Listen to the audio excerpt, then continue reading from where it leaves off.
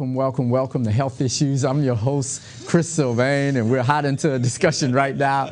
It is exciting, believe me. We have a great show for you. We're going to talk about the New Orleans mission. It's under new leadership and new direction, and we have the leaders of this mission right now. We have Mr. David Botner and Mr. John Leonardo. Yes. I'm getting close. John Leonardo.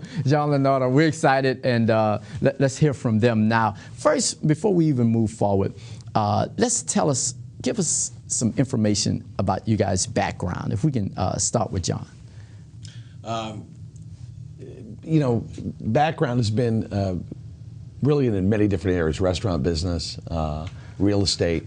Before I came to the Lord, I was an Elvis impersonator. I'm a little overweight now, but but in many different areas, and came to know the Lord, 17 years ago, wow. And got into advertising. Okay. And that's how I get to meet my brother David.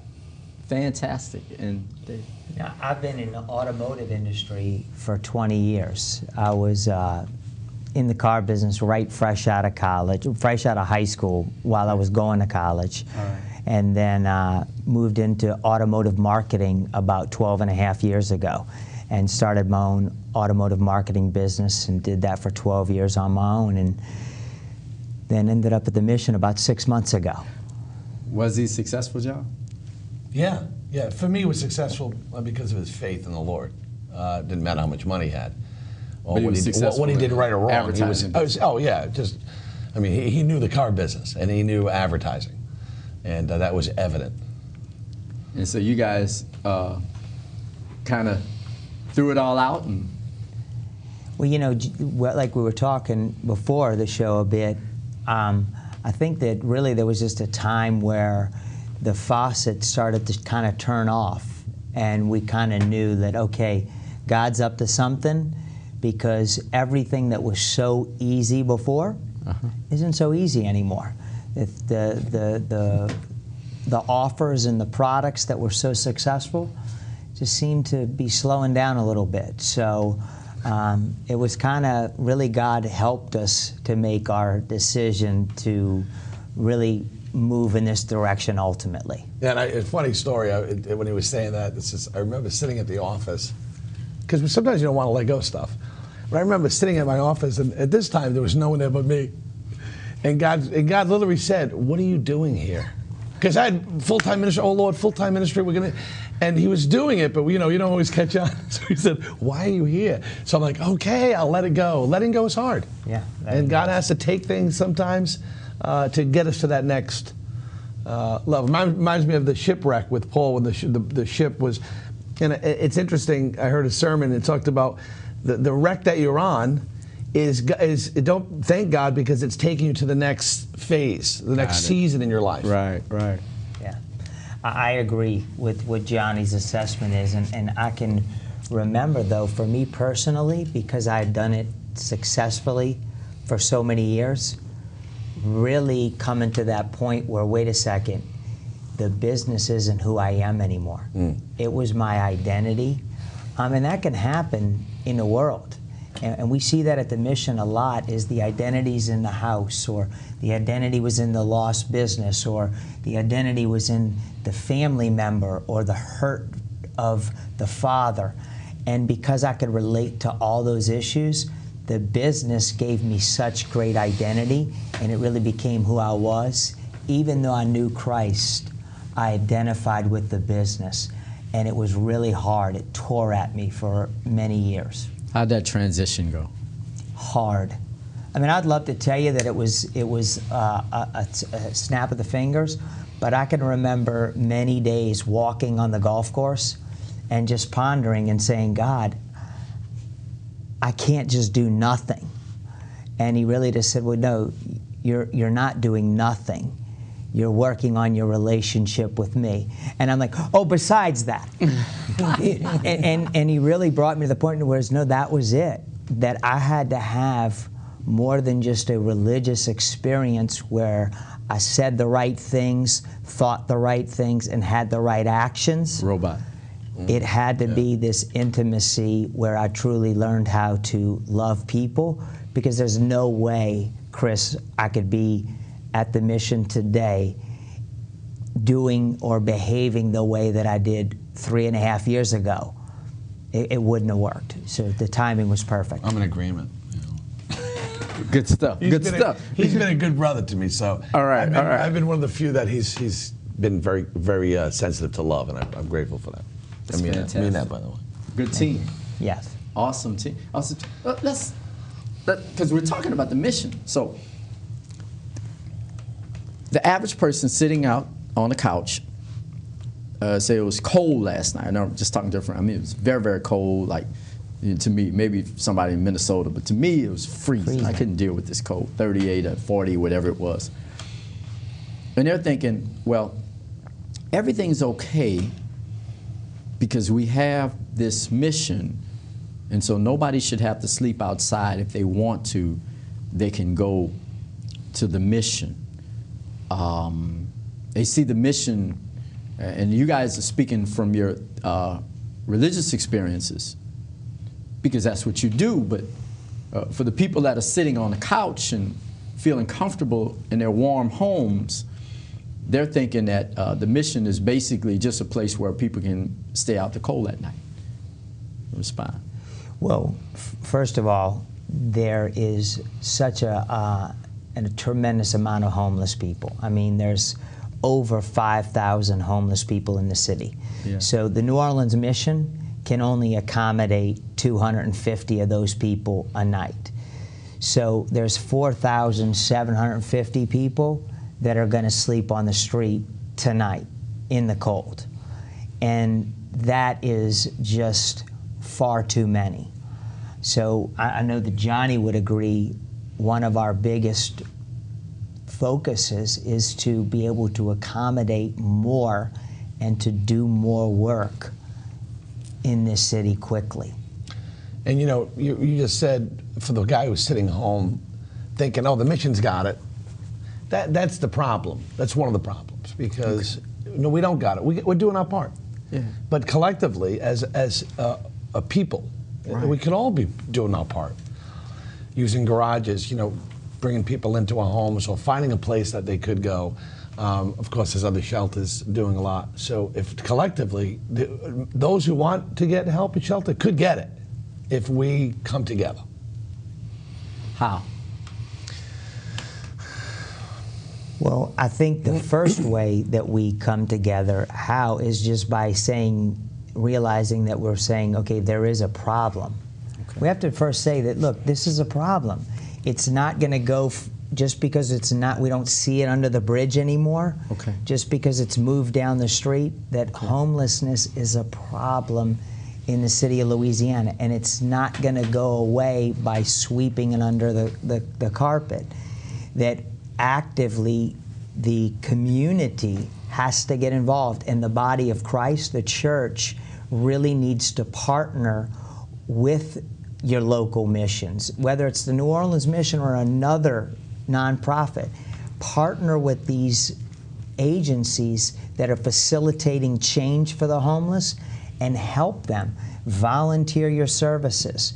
Open up to these organizations. Find out what you could do to expand their facilities and grow them, and come alongside them to really work with the 250 men and women, so that when they leave the mission after a year or after 21 days, there's someone there that says, here, look, I'm going to help you, and really is acting like the hands and feet of Christ, not just saying it. Yeah, it's good. And you know, when he was saying that, when you asked that question, how, I'll tell you, without knowing Christ, I wouldn't be helping any homeless person. Okay. I mean, I just live for me. Okay. So I think the foundation is always, as Christians, are we witnessing it, leading people to know Christ? Because when he gets a hold of a person, like he did us, all right, we start to be transformed. We start to love the lost and the hurting, and now we're willing to stop our business meeting and bring in somebody and take them to put them on a train or a bus. Right. We start to live for God. So it starts for each human being with the transformed heart. of them knowing Christ, going back to the foundation again. Question. Okay. So you guys are unabashedly Christian, and you believe in what you believe in, and that's Great it. word. And you don't make apologies about it at all. Be not That the ashamed of the mission is a place where you guys evangelize, you lead people to Christ, and it is what it is. And you're not going to deny that at all. No. Okay. So, but for the city, who majority Christian, and we got so many different belief systems within the Christian faith. You got about 7,000, let alone we got the Muslim and Sikhs and Hindus and atheists and agnostics and everybody else. We're going to that. cover that in the next show, right? All right, this next show. That's right. We do the whole thing. But everybody, so people are saying, if you guys are the place where the city's homeless go, so they figure y'all have this covered. In other words, they don't have people sleeping out in the cold, and now you just broke the cookie jar and let everybody know that you only have 250 out of the about 4,750 women and children, and elderly and disabled, and some young strapping men. But to everybody else, what you're saying is that you're going to tell them about Christ, and if the city wants something else, then, and in fact, they don't help you anyway. Right. No, we as a matter of fact, do not take any city funding. They had offered it to the New Orleans Mission in the very beginning, but we actually declined at the expense of the gospel. Not to mention the offer to fund the mission was $50,000 originally. It takes $700,000 to run it. So to say that you're going to change your foundation and all your principles and sell out for an immediate need. 30 pieces of silver. And the amazing part, because we did that, God had given us greater resources through donors and people that stepped up and said, you know what, I believe in what you're doing, and what they were offering, God gave us more. And he said to me, Dave, do I not have more money than the government? Wow.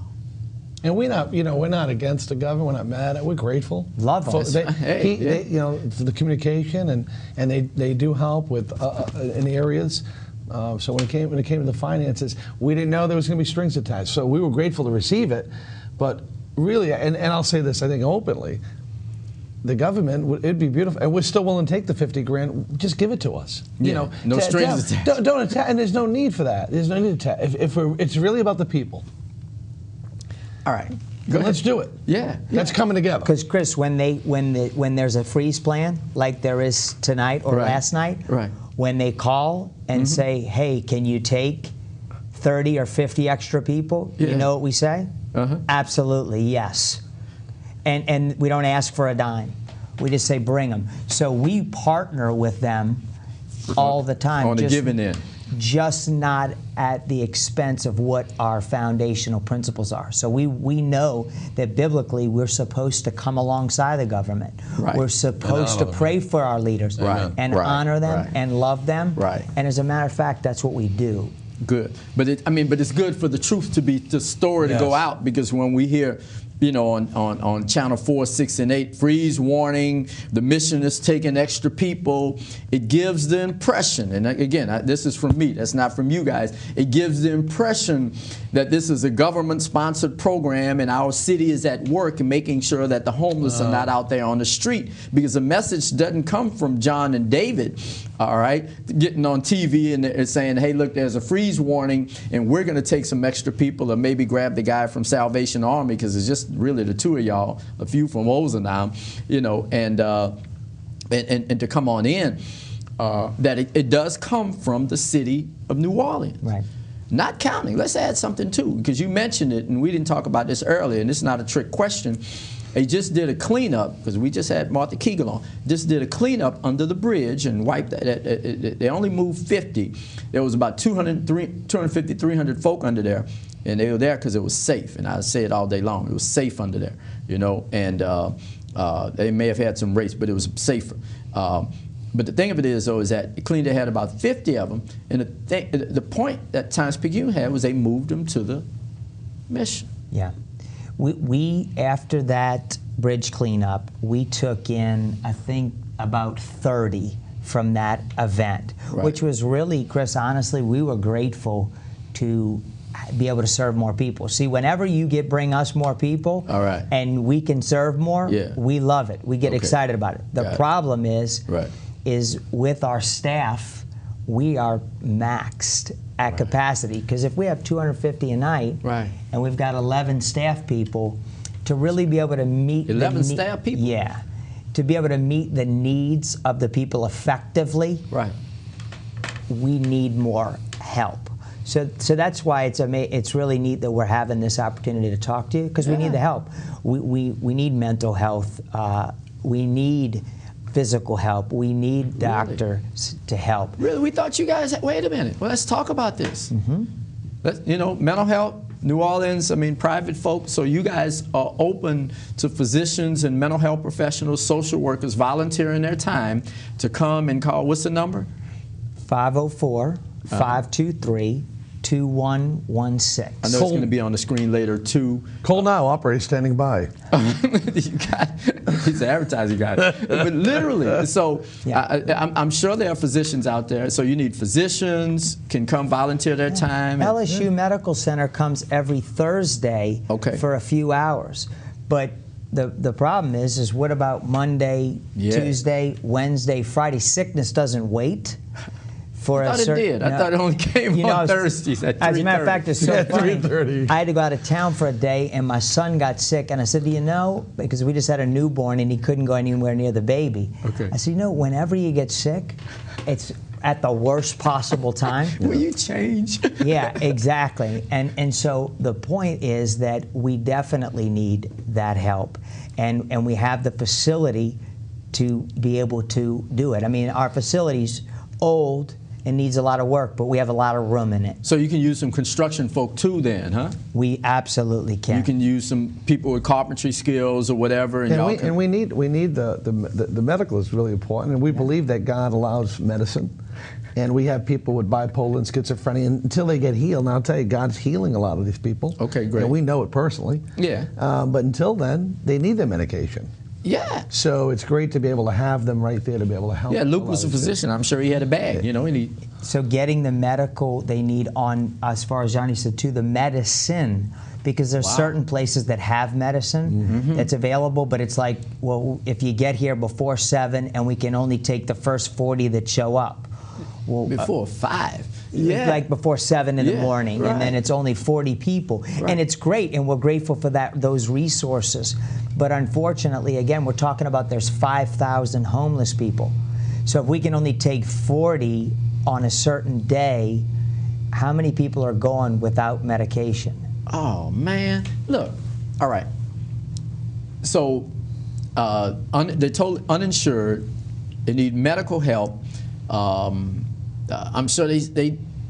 So you could take doctors, nurses, medicine. That's a big one. That's major. Well, you need the doctors along with the medicine, but they need their medicine because they need refills on their medicine, and Correct. and they're going to hand you a bill and say, look, I don't have my medicine, and my bill is $450. What can you do for me? Some of those medicines are like $3,000 and $4,000, And that's where we do work to get sponsors. We get churches to step up and sponsor people to say, look, this is a medical cost. We spend this much money in prescriptions every month. Can you help us out? So we have to work towards that, because that funding, again, doesn't come from anywhere else except for individuals. It doesn't come again. You're talking about $50,000. That'll knock out a few medicine bills. That wouldn't even hit the tip of the iceberg for the No. type of money that's needed.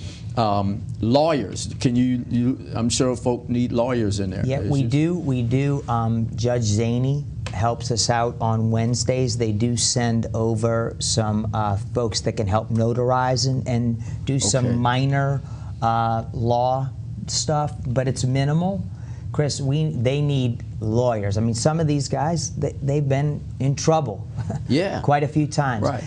And listen, we understand that there is a law, and if you break it, then there's consequences. Okay. But some of them, Right. they'll face a sex offense law because they were urinating out in public. Jeez. And then that'll affect them the rest of their life on where they can live and where they can reside. I mean, you know, so They get arrested if they don't come up with $1,200, which is normally between 8 and 12 within really a short period of time after getting out of jail. Right. If they don't have that money, they get rearrested. And these poor people. Pauper's prison, like years It's ago. really a money machine, and it's sad. And to see these guys and it might have been offense 20, if like I said, 15 years ago, something minor. They paid their time, but because of the sex offense, it's really tough. They on never some pay of their these time. guys. Is it So hard. It doesn't matter if they pay. Once you're a sex offender, you're on the list, and you have to pay wherever you live. You have to spend X amount of dollars to put mail out and let people know that you're in the neighborhood. And you got a short window to do it. You get rearrested. So that's other fees that we have to end up helping folks with. So there's a lot of additional expense that goes into just running the mission that people don't even recognize. You can only hit the tip of the iceberg. Keep in mind too, Doug McAllister, which is your pastor at Journey Fellowship, and I'm because I help people get into the rehabs. Yeah. I want to make sure it's exciting that Journey Fellowship has had a bank account through Compassion Outreach, which David was running, Right. but they've supported numerous men and women, the finances, the intake fees, to get them into rehabs. We use a number of rehabs, not just a mission. We're connected with Christian recovery programs, 8 to 12-month programs, that we send people on a bus, on a plane, to go to locally, Florida, throughout the country. Throughout the country. And it costs $250, upwards of $750 to get into that place. So we'll assess them, because some people, we have such a big place, Right. we have to send them to other recovery centers. And now that we're making disciples and that we offer a 12-month, it's slowed down a lot, but we still utilize. So there's an expense. Journey Fellowship has been great in funding that as well. But prior to that, the mission, God would help David. David would fund a lot of it personally, and I would, through my business, help these fees to get these people into recovery.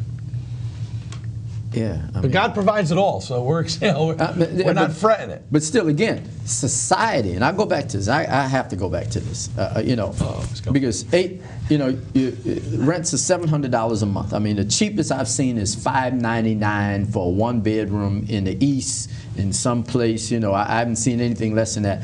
I'm not too good at math, but I think $750 an hour will not get you that $600 when you add in lights and everything else like that. So potentially, people are doubled up, tripled up, and when they burn their bridges with family, they're homeless. That's what we see. That's exactly what we see. And then they end up homeless, so then they lose the little bit of income that they did have, and then the bad choices set in, and then it just spirals completely out of control. And homeless people are more likely to lose a job. Oh, of course, they don't have a resident. They have to travel too far. If you stay at the mission and your job was in the East, how are you getting there? Right. You got to go to the West Bank to get to your job. It's not going to happen. Right. So unless your job is in the city, Right. you can't get there. In my understanding, I know a little bit about drugs. Alcohol becomes a very soothing, potent mixture for somebody that's dealing with that level of those challenges in life. Some vodka or something. When people are being faced with those things, many times the first thing they'll grab is alcohol. Crack cocaine can literally give them a euphoria, a little heroin when they're faced with that sort of Hey, those so can watching the Saints football.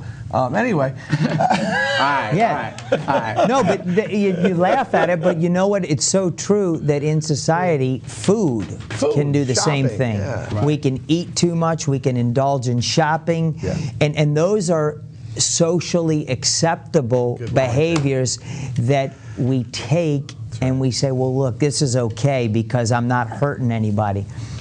But the bottom line is that when we go back to the homeless and whatever choice they're making that has led them to that situation that they find themselves in homelessness, Right.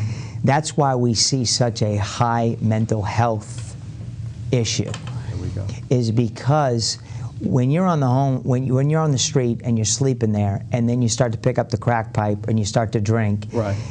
all of a sudden the mind Yes. gets terrorized. Right. So that's why you said, well, they're safe under the bridge. They feel safe. They feel safe. Right. They're safer in the Mission because nobody gets True. raped True. in the Mission. True. And that's not. They're not in the freezing cold. They're not. If they have diabetes, they're not going to die Right. because their blood's not flowing through their body. Right. But under that bridge Right. and outside, running those people off for us was really, really a good thing. Running them inside, because we were terrorized. I got to tell you this, Chris. The first 2 weeks I was there, All right. I remember walking from my office in the back, which is on Barone, to the front. Right. And there was a young lady. She was weeping in the Right. front office, and she Right. had just been raped out in some underneath the overpass. Right. And I didn't know what to do. I was like, this is the first time I've encountered this before. Right. And so I grabbed the lady, we got to minister to her, and we called the police, of course. Right. But I remember that day, and I don't know if I told you this, I think I did. I wanted to quit. I left, I got in my car, and I went to get a smoothie, but I laugh about it now, but at the moment, I was literally crying, saying, God, I didn't sign up for this. Yeah. And he said, what'd you sign up for? Not this. and so it is a tough deal. Yeah, no, we went out, we found them because they were 200 of the 250 were really scattered down the other part of Claiborne Avenue, and so they just went into scattered and split up. But it was ugly. Last thing, just to kind of close, and I'm gonna let you guys close. Close. I thought we had an hour. I wish. This is crazy. That was the other show. Y'all got to come back, but just both of you, if you can just take, I think we got about 30 seconds each, just kind of share with us what you would like people to understand about the homeless. Okay. Go ahead, John. It cut me off because 30 seconds. We're good. We don't look at them as homeless. I think we look at people as people, whether they're rich, whether they're poor, whether they're homeless. We love people because Christ loved us, and we learned that, and that He changed our hearts. Yeah. All this difficulty that we have, Yeah. I do want to say, despite it all, when we came to New Orleans in the Mission, there's $3,000 in the account. You had this big building, and there was a flop house. Despite all the trouble, God is touching lives, saved, delivered people. He's gone. 2 seconds. Go ahead. I just wanted to say how grateful I am for the people that have stepped up and helped keep the Mission open these past 6 months. Fantastic. Health Issues 2010. Catch us on the web, but help the mission. We know what we have to do. Let's make something happen. Fight as hard as you can. Thank you so much.